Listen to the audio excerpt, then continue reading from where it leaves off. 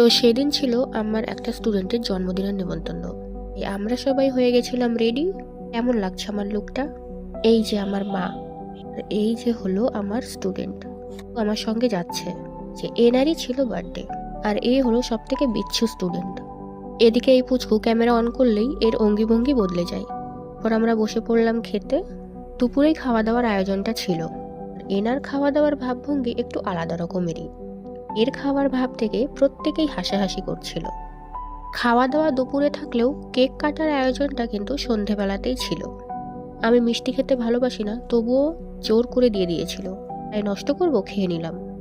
আর এখানে এরা দুজন বসে ঝগড়া করছে, সে তুমুল ঝগড়া।